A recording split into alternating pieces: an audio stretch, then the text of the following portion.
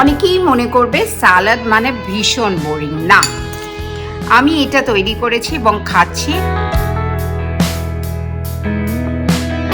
আমাদের লাইফের সবচেয়ে বড় প্রবলেম হচ্ছে সুগার ক্রেভিং।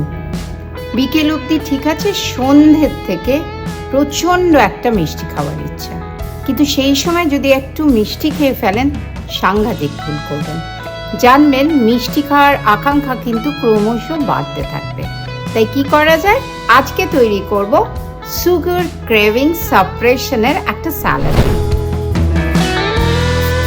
সুগার ক্রেভিংয়ের একটা মজার জিনিস হচ্ছে সুগার ক্রেভিং মাত্র 15 মিনিট থাকে। কোনোভাবে যদি 15 মিনিট মনকে ভুলিয়ে রাখেন তাহলে কিন্তু সুগার ক্রেভিং খতম। তবে এই স্যালাডটা খেতে মিষ্টি, তাই সুগার ক্রেভিং কমায়।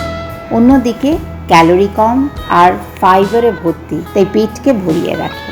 আপেল, শসা আর ক্যাপসিকাম দিয়ে তৈরি করেছি এই স্যালাড। আপনার ইচ্ছা হলে আপেলের বদলে পেঁপে বা তরমুজ দিতে পারেন, কিন্তু সেক্ষেত্রে 70 গ্রামের বেশি না। বিকেলে বা সন্ধ্যাবেলায় খেলে রাত্রের ডিনার পর্যন্ত নিশ্চিন্ত।